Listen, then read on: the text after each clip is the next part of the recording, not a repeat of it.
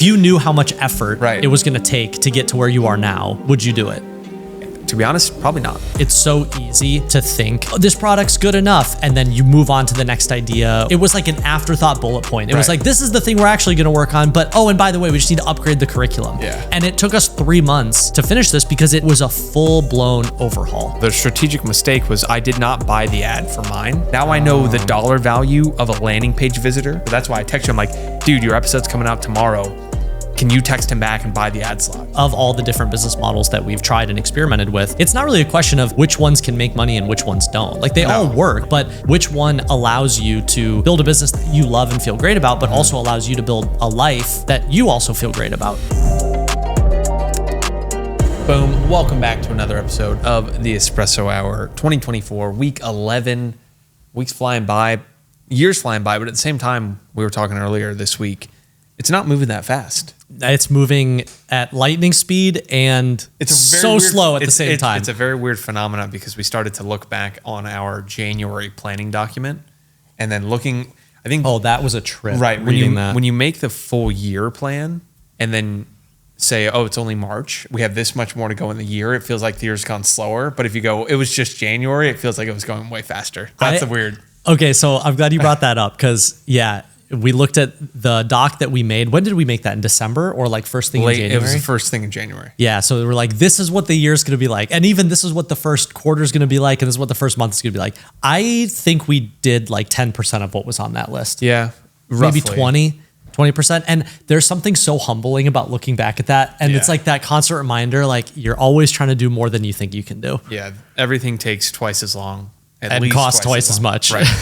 So let's dive into some lessons and realizations from the week, which I think a lot of what we just talked about sets the frame for. For context, I've been getting in a habit recently of writing these up throughout the week as they come to us. So this first one was, we were talking at the gym yesterday and you mentioned to me, it feels so good to have this done because it was actually a full overhaul, not an upgrade. So the lesson is there's a massive difference between an upgrade and an overhaul. So you want to talk about how you came to that? Yeah, this was, our big project for the past 3 months has been overhauling the PGA curriculum. And the reason we did it, we've talked about this in previous Espresso Hours, is we've had over 400 people go through PGA at this point. We've started to realize all of the questions that they have, the little friction points they run into. And what's so interesting about this evergreen group coaching model is because everyone's sort of going through the same path. When you have a point of friction along the path, the problem really reveals itself because every single person hits that point of friction or every single person gets to that module and they all ask the same question.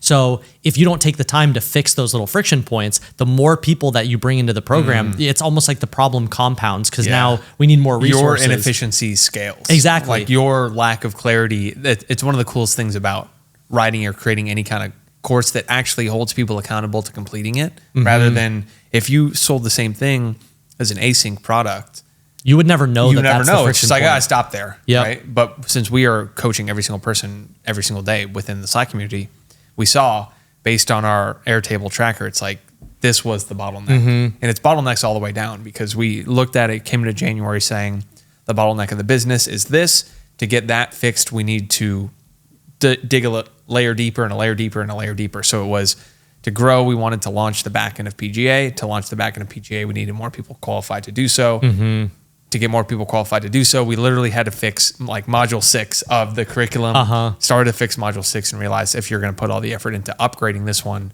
might as well overhaul everything. So we remove all the bottlenecks. Yeah, it's one of those things we've talked about it so many times, especially when we've reflected on Chip 30, where it's so easy to think, oh, this product's good enough. And then you move on to the next idea or, you're like, I just need to sell it more. I just need more customers. And really, once again, we're 3.5 years into this. It's like the same lesson over and over again.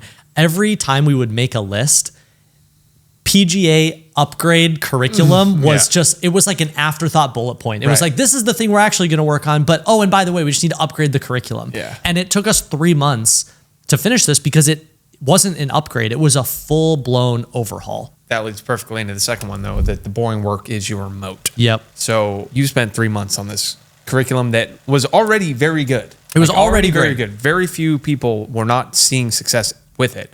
But we knew it could be better. Yeah, I think real quick for context, like you have to be so obsessive about looking for where are the opportunities to upgrade or overhaul, because up to this point, PGA's refund rate is like 1%. It's very, very low. Yeah. We've gotten so many incredible testimonials and case studies out of it. Like by most metrics, you would look at it and go, this is fine. This doesn't need any changing. And then we go overhaul it and we're literally like, this is 10 times better than it was already. And so, especially near the end, because this has been a push, I just keep telling myself, I'm like, this is our moat. No one's going to go through. You literally can't do all the work that you've done. No one else could replicate it by any means. Especially in the time period too. Like I think maybe other people, you can do it, but it's going to take you a really long time. And so that was the lesson, is no one's able to compete with what we're doing based on that level of effort. And it should feel boring. Yeah. Because what could we have done with that time otherwise would be more marketing, right? If we'd only been pushing new marketing channels, starting paid ads, picking other ways to drive traffic to the product, that would have been a strategic mistake, even if it's good, pretty good, until we hit that KPI of people bringing in via referral. Build till they tell. Right. It doesn't make sense to pour as much marketing fire on it. But now with this curriculum and the success infrastructure that we built the last 3 months, it's funny, infrastructure week turned into infrastructure quarter. Literally. That's it. Like if that's the theme of the entire quarter, it's what we thought would be a couple of weeks just ended up taking up the entire quarter, and that's okay. And when you zoom out, that's okay. Yeah, it's totally fine. And the problems, I have Slack on my phone and stuff. And so the problems are so visceral where you literally see the same question come through 400 times, and we have, success coaches and sales coaches and other support systems in PGA. And so I also then see the same answer shared 400 times. And so that's sort of the meta takeaway, is realizing if you don't take the time to fix those little inefficiencies, it's like not only does the success of the program not increase, but you also have to spend more money on the support side because you're trying to fix the problem with labor when you could have just taken the time to fix the curriculum, fix the product. And so we're almost to the end of that. Yeah. Which has got to feel good. Oh, I can't wait. Right. I can't wait. You said this the other day, and I felt it too, but I loved hearing you say it, where you're like, I've never had more confidence and clarity in what we're building, because the formula for how it works is so simple. Right. Basically, over the last quarter, really, it ended up being a quarter, I've tried to simplify the entire student acquisition and student fulfillment into formulas, which is just individual success rates at basically every step along the way. This is what's frustrating. I've heard so many people say you should be able to track from click to close of any business you have. I'm like, yeah, sure. Yeah. Like, good luck. I don't know how to do that. And so we basically spent 3 years kind of guessing on traffic acquisition sources, on checkout conversion rates, on email course conversion rates, all that. And we built the infrastructure over the last 3 months. And now it's so interesting to see it's just one formula, and you can point at one number on one formula and go, all right, we're going to make that number go up and we're going to change nothing else. Because the predictability of this, given we have consistent YouTube cadence now, a consistent LinkedIn cadence now, consistent X, all of that stays the same, which means general top of funnel traffic stays the same. If you can improve each individual number throughout the whole business, it grows. Yeah. And so that it's very simple. And we just finally got to a point where we have it all on one formula, with all the numbers making up that formula presented on a weekly basis. Yeah, just to make this super tangible. So what you dropped in Slack the other day is, the first percentage is new subscriber to our EEC. So what's cool is, like, we eat our own dog food. Like everything that we're training other people to do, we are doing for our own business. So the percentage of new subscriber to filling out an application for PGA, the percentage of applications marked as qualified. So do they meet the criteria of what we're looking for? The percentage of applications that end up booking a call. So we offer this free strategy call as part of PGA. The percentage of calls that are kept on the calendar. So someone books a call, how many actually show up to the call? Or how many do we not cancel? So some unqualified students that we don't think would be a good fit, we actually remove after they book. Okay. Is that percentage counting someone who cancels too? Very rarely does someone cancel, but yeah, okay, it does. So calls kept on the calendar, then the percentage of the show rate, so who actually shows up to the call, and then the percentage of the close rate. So how many people do we close? And the way I look at this is, and I could geek out on this exact part of the business forever, so I'm glad we're talking about this. Basically, when you put that full number on a single formula, you go from there and say, okay, let's look at all these and try to find industry averages for every single one of them. And so I've been talking to a ton of different businesses who operate in a similar space, just asking, what are your numbers in this? And then we're part of some masterminds. I have a rough idea of where all those numbers are. We are above and beyond, and every single time I share our numbers with people, they're like, "Are you serious? Yeah. Or like, what? How? Without paid ads, without any kind of, it's awesome." And so it took us a while to get there, and now the number we didn't mention was just landing page visits. That's the very top of funnel thing, and that's the easiest one to go up because you literally go, all right, we could buy Facebook ads, we could buy Instagram ads, we could buy newsletters, podcasts. It's very easy. We could create more, write more, sponsor other people, find affiliates. That is like by far the easiest thing in the world to do. And it's not until I feel that that formula is up to snuff that it's worth going and putting all that additional traffic on there, including the student success metrics. So beyond that, there's a full formula for student success, which you also look at as a second funnel to PGA Scale, our back-end mastermind. And the beautiful part about having an additional product to sell to everyone at any point is your marketing for that next product becomes the success of the product before it, right? And so it aligns incentives. You should have something to sell someone after they buy the first thing because you're more incentivized to make it so good that they want to buy the next thing. Yep. So now I have one marketing and one success Airtable. And every single week, those numbers populate. And the numbers have been so sustainable and predictable for the last month. I'm like, oh, okay. Like that is the run rate. This is the business. This is the business. There's nothing in those numbers that are low-hanging fruit to go and improve now. We've talked about the money tree. That's what we did with all those other numbers. It's like, all right, this one is the furthest from the industry standard. Let's go improve that one. Isolate it and go improve it. And leave everything else the same. Yep. What are the lowest hanging fruit to improve that number specifically? Let's go do that and focus on that number. And we spent the last quarter doing it. Feel good about it.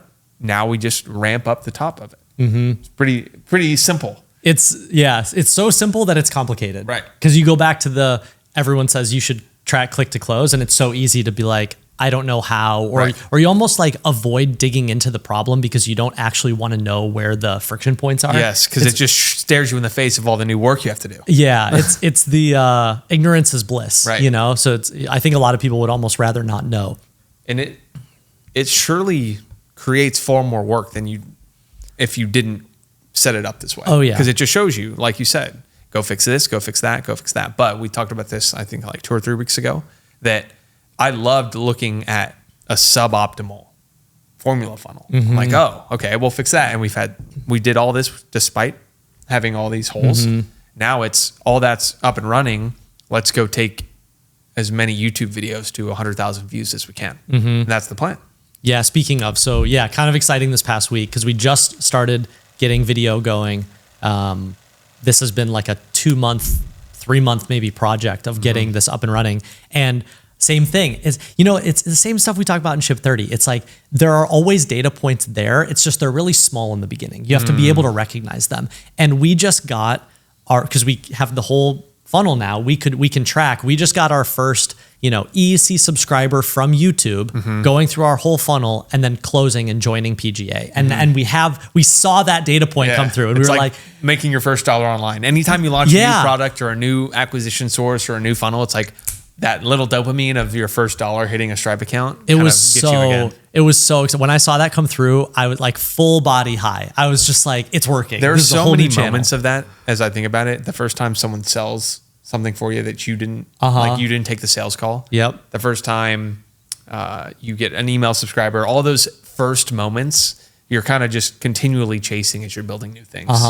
And it's really, it's validating in the sense that even though we've been doing what we're doing, even starting YouTube, it's hard to go into something and not have that pessimism of like, I don't even know if YouTube's going to work. Like the first 4 videos I've created and we put them up and, they get like less than 1,000 views. I'm like, I don't know if this thing's even going to work. And then you see that first sale come through and you're like, it's a small data point, but it's a data point. And we just got to keep going. It's a little bit of reinforcement. Right? We talk, or one of my personal frameworks is it's mostly just operant conditioning, where you do the things where you are rewarded. And so if you didn't get that sale, it'd be like, damn, I'm going to make another YouTube video. I'm going to script this whole thing again.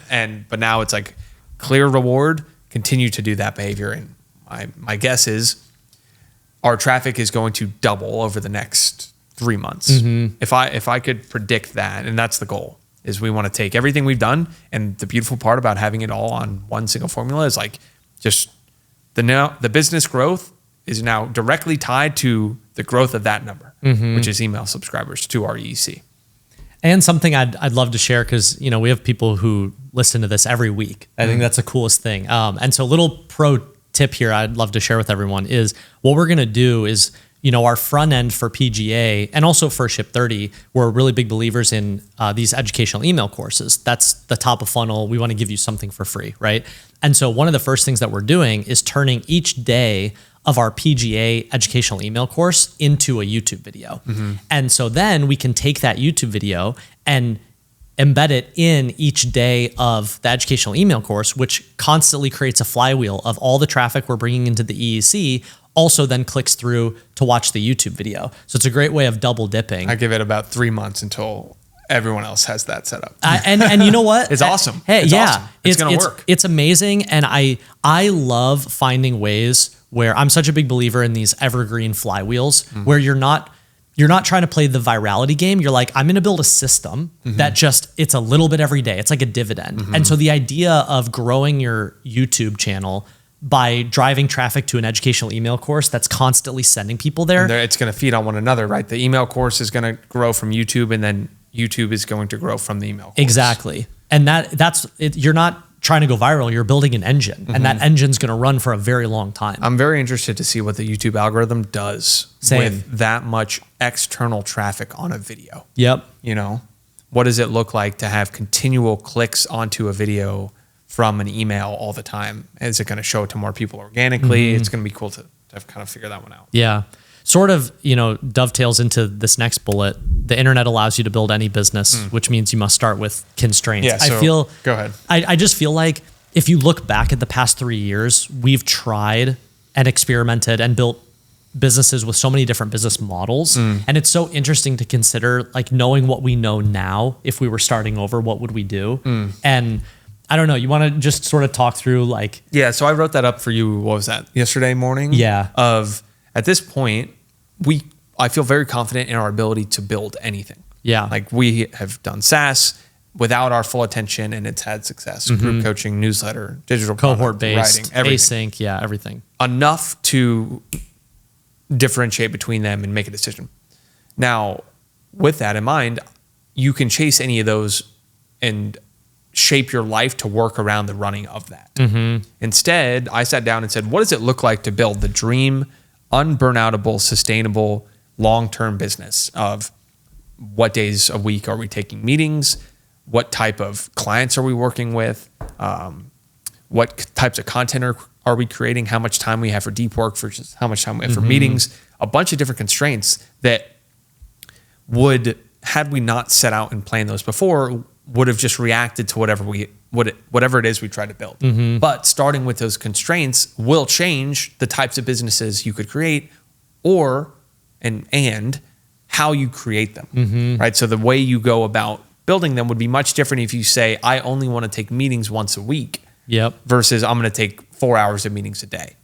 It changes which business model you go with. It changes how much time you have to spend on fulfillment. Your margins, who you hire, the sustainability of it. It was really interesting to write that out and go, okay, with those constraints, how does that impact our decision-making with what we build over the next year? And I think, we feel the same way, but of all the different things that we've built, I feel like PGA is about as close to a perfect business as you could get. I mean, it's just there's so many things working well in that sort of model.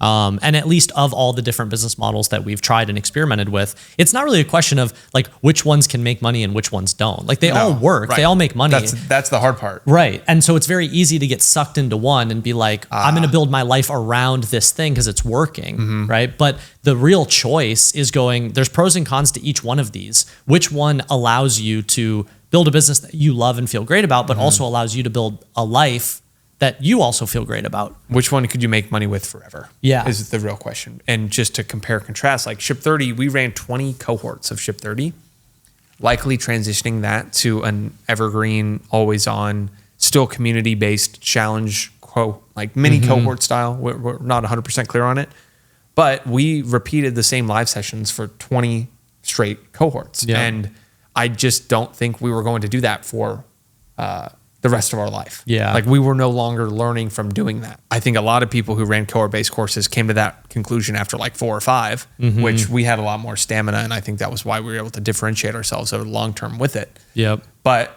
that's going to change because now we have a different vehicle that doesn't require that.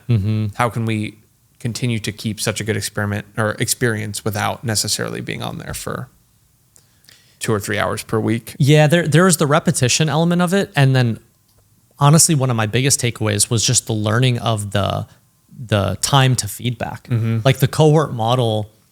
And we ended up building like one of the more successful cohort-based courses. Like we did well with it, but it's so interesting to look back and realize, wow, we were so constrained by the fact that we couldn't iterate until the next cohort, which was 2 or 3 months later, and now having a business where you're able to iterate on a daily or hourly basis, it's like, I couldn't imagine going back and being like, that's going to be our primary business model because you're so constrained by that. I think cohorts are great to start. Like we started PGA with a cohort because you get that feedback, but really the goal is to transition it as quickly as possible to something as sustainable as possible. Yep. Which we learned. Yep. And it's going to be exciting to build that out, which is what we're planning on building next. And so that was the takeaway based on that constraint. Which of our infinite list of things to go and work on next are we going to choose? Yeah, sort of related to this last lesson that you put, which is slogs will precede periods of accelerated growth. I think what's interesting is sometimes when you're in a slog, like the past few months. I mean, I've had a lot of fun overhauling the PGA curriculum, and I know you've had moments of fun where you're like, oh, now I finally have clarity over the numbers, and like there's moments where you go, this is really cool. But the past quarter's been a slog, and it's been a lot of, this is not a shiny object. We just have to show up and do it. But it's also interesting to just look back in time. And in comparison to what we're doing now, there were a lot of Ship 30 cohorts that felt like, all right, like another one. We got to do it again. We got to do it again. And so you never, sometimes when you're in a slog and sometimes you don't know until you're out of it that you look back and you're like, man, that was hard. Yeah. It's that one time someone asked, what would you say to yourself if you went all the way back to the beginning of Ship 30? And I was like, I don't know if I'd do it. Yeah, if you knew how much effort Right. it was going to take to get to where you are now at the beginning, would you do it? And same with exactly. I go, and my answer was like, to be honest, probably not. Like Yeah. And if you asked at the beginning of this curriculum upgrade, if it was going to take that much time, you'd go, how? Like what? Where am I wrong here? Yeah. It's only after doing it for so long, or you kind of get in the weeds enough that you go, okay, this actually deserves far more effort. So it's better to not know how much effort something is going to take and just getting started on it, because if you know it's going to be the world's hardest workout, you probably wouldn't even start it. Yeah. That's the other side. That's where ignorance is bliss is your friend. You know? Exactly. You're like, I don't know, so I'll just jump in. Exactly. Okay, you want to run through a couple of the other things that happened this week? Yeah. So how's the brand overhaul? It's really cool. Notice I said brand overhaul and not upgrade. Yeah. I changed the wording in this. Yeah. Great point. Yeah. So we hired a design agency, going to just be working on overhauling a bunch of our different assets. I think it's really funny, but also amazing how much we've done over the past 3 years using Canva templates and emojis. Like we've gotten around a lot of problems by going, we don't need a logo. Let's just use an emoji, and that's really great. But at a certain point, that's, I think our business has matured and it's time to take it to the next level. So that's great. Ramping our third enrollment advisor. Yeah, so shout out to Josh. So from a bottleneck perspective, as we've ramped up traffic and fixed everything within the PJ acquisition funnel, the bottleneck is number of students who can potentially get enrolled via an enrollment advisor. So we only have 2 enrollment advisors who take 5 calls, 6 calls a day. And we've been booked out completely, which is an amazing problem to have. But we've had someone who's been working underneath us as a setter. We're going to send him into a closer. And it's been fun to immediately, when you turn that dial open, all the demand got filled. Yep. Like instantly. He has 7 calls today and 7 on Monday. Like really? a little bit of baptism, by fire. I'm like, we're just going to figure this out as we go. So yeah. Shout out to Josh for watching this. Hope you had a good first couple days, but it's fun to re-ramp someone and get back in the lab of like coaching and really. It is a lot of fun going through their calls and stuff like that. So that's going to be, it'll be interesting to see what the next bottleneck is after that. I don't know what it's going to be. Yep. Another cool thing that we did was launch the copywriting leverage formula. So this ebook on Write with AI. Write with AI has been growing. Did we hit 300? Really well. I think we're right about there. Let's see if we did. Almost. New dashboard. Almost 300K annualized. That's awesome. So this has been a fun project. I've learned so much about paid newsletters and the model there. I've talked about this a handful of other times, but I really feel like one of the biggest missed opportunities for people who have newsletters or paid newsletters is they don't repackage and rebundle or find ways to leverage things they've already created. So for example, we created this ebook, the copywriting leverage formula, basically from the data points that when we would create prompts that had to do with copywriting or sales copywriting, those were our most engaged prompts. They were the ones that converted the most free subscribers to paid subscribers. So we were like, all right, well, that data point's working. Why don't we turn that into an upsell product? Okay, so this is just coming to me right now. I'm like looking at the numbers of this ebook sale. We sold the ebook for $99 and you got 6 months of Write with AI for free. So I think sales would have been bigger if we called this a mini course, like right away. Yeah, for sure. If you added some leverage videos, mini course, but not like, I think it could be a text-based mini course for a good chunk of it versus calling it an ebook. I'm wondering if there was any kind of framing there, but you can imagine if you put this in school as text with a grid of all the things versus an ebook, I think that could have changed a little bit. That could be an easy upgrade for some of the things we do in the future, is like have a school group with all those courses hosted in it that Write with AI members get access to. I think we will probably end up building some sort of group and or mini courses around Write with AI because it's clearly something that's been working really well. So I'm really excited about that. Talk about small moments. Josh just got one. Just congrats, like Josh. Way to go. Live on the call. Josh taking down one of his first sales calls of the day. Well done. That's awesome. Well done. Baptism by fire. That's right. Throw him in the deep end. I just met with him. I'm like, you got 7 today. How you feeling about that? He's like, I'm excited. I'm like, all right, great. There's nothing to it but to do it. You just have to throw yourself in and then learn as you go. My first day I did 13. Remember? Oh, I remember. That was awesome. I remember I saw you at the gym at the end. You were like elated. Whew. Yeah, that was something. Another one is we purchased these mid-roll ad slots. I'm really interested in a podcast. In that. Yeah. So we bought the one with your podcast episode with Callum Johnson. So how many views is that up to now? Probably at like 10K, something like that. Yeah. But you want to explain the ad? Yeah. Basically what it is like looking for podcasts that, well, in this case, this was me talking on a podcast, so we wanted to sponsor it, but also looking for podcasts where the guest is talking about writing or digital products or similar tangentially related topics. And so you can be the one to sponsor the episode and have them do a pre-roll or mid-roll ad read. And so in our case, we're doing this to drive people to our premium ghostwriting blueprint, the email course that brings people and educates them into PGA. I'm really excited about this because it allows us to tap into completely new audiences. And so the strategic mistake was I did not buy the ad for mine. I just didn't put 2 and 2 together. I was like, I'm busy. Is this worth it? And now it's funny because at the time of that, I didn't have the business on a formula. Now I know the dollar value of a landing page visitor. And so I could easily run the math and go, okay, we're going to generate this many landing page visitors based on that. And be like, oh, that's easy ROI. So that's why I text you. I'm like, dude, your episode's coming out tomorrow. Can you text him back and buy the ad slot? And so I'm very interested in email course lead magnet generation in podcasts because we ran an experiment with paid cold Facebook ads a while ago and ran them for a while. And it's just such a different... It's a completely different audience, consumer on Instagram and Facebook. The intent is very low. Yeah. Like you're on Instagram because you're doing nothing.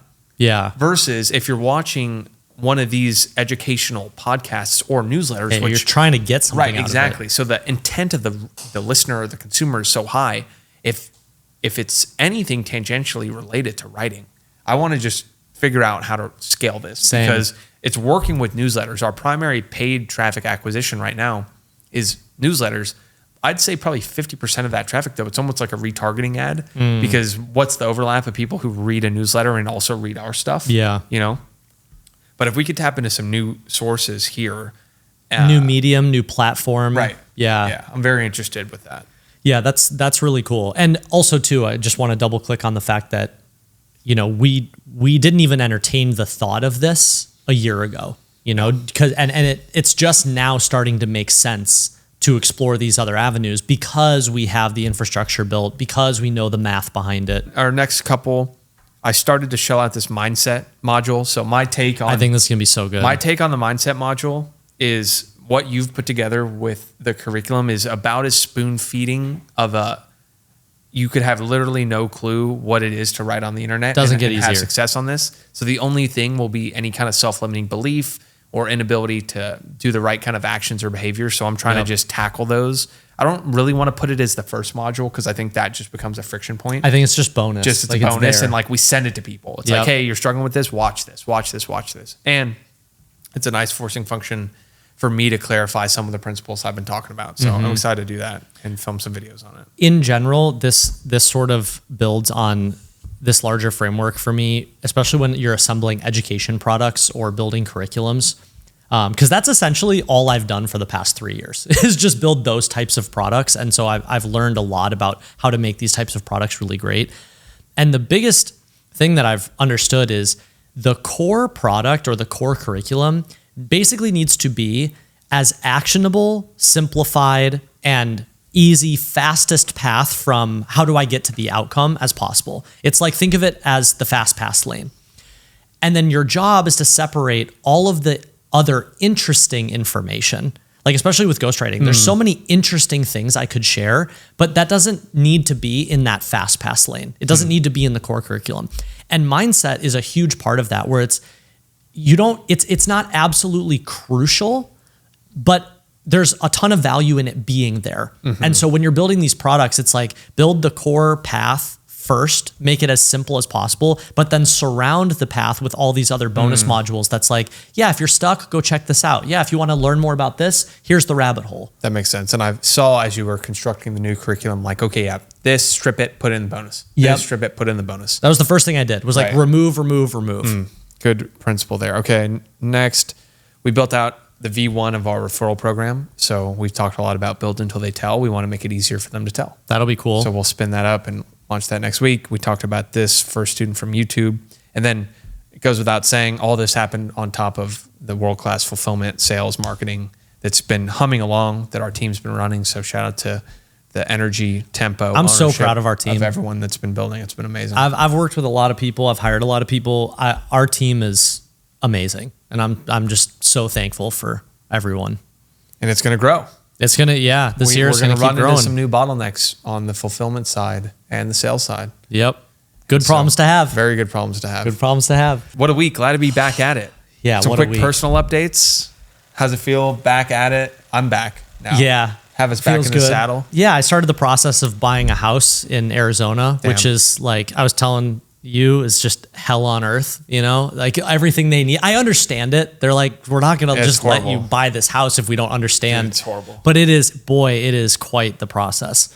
But again, good problems to have. It's fine. It's just, I feel like, because, you know, it was like I was planning my bachelor party, then planning my wedding, and now it's buying a house and then getting ready to move. I don't have free personal time anymore. It's like we work all day, and then I have a part-time job called figure out mortgage documents. Yeah, it's the once fallacy you've officially reached, of like, once the wedding's over, then I'll have to plan buying the house. Once I buy a house, you'll have a kid. Once I have a kid, I'll have 10 kids. So it's over. Sorry. This is the rest of my life. Strap in. Let's go. Oh, man. Well, I'm glad to be back. I had to go. Yeah, what about you? The fact that I was in Colombia a week ago today is actually absurd. A little whiplashy. So I had to go I went Colombia. My flight was at 6:45 a.m. So an hour from the airport. That'll get you I going. was there up at 4, sat in the airport for 2 hours to go to Phoenix for a 5-hour flight to, it's fun. I'm glad I get to recap this. A 5-hour flight to Phoenix for a bachelor party with my college roommate, which on its own is enough of a thing. We're in a house. I was one of the latest to arrive. So my, what's the word for when you stay at something? Your accommodation. Oh, yeah. My accommodation was the 3rd floor. You got last pick? I was the 3rd bunk of a triple bunk in a room of 2 bunks. So I was the 6th bed. I'm like climbing up there on the top, jet lagged. Where am I? Did that for 2 nights, then got back on an 8 a.m. flight, 5 hours, landed here Sunday, got in the sauna, cold plunge, woke up Monday, got right back into it. And nobody said it was going to be easy. No one said it'd be easy. And I'm glad to be back, but I'm going to crash hard tonight. Another personal update.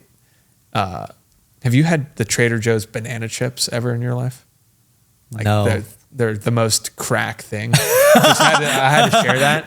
And this is just a reminder to myself, like, don't buy those. Don't buy the banana chips. I ate like 3/4 of the bag last night after this little event. I got back late and it was just like, and so I barely slept. Like I slept like shit. So that's my second personal update. Okay, I think I'm going to go buy those banana chips really good. right now. They're like, they're organic. They're coconut. It's just coconut oil and banana. Oh my God. And they're like, unbelievable. So there's my personal update. Don't buy those if you have a tendency to demolish a whole bag. All right, everyone, keep an eye out for the banana chips. That's the word here. Banana chip is the secret word. See how you can fit that one in to use it in a sentence. Use banana chips in a word. You can say something like, sorry about those banana chips, Yep. Dickie. Or I love them. Or if you've had them, you'll know. So that's all we got for this all week. we got. Another fun week in the books. We'll be back next week, recapping everything we built, learned. Appreciate y'all watching. If you're on YouTube, subscribe, hit the like button. We're growing this channel to 50,000. That's right. 50,000 subscribers over the next few months. If you're on Spotify, screenshot it, share it with a friend, hit the 5-star button, all that good stuff. Have a great rest of the week. Enjoy the weekend, y'all. Peace. See you, everyone.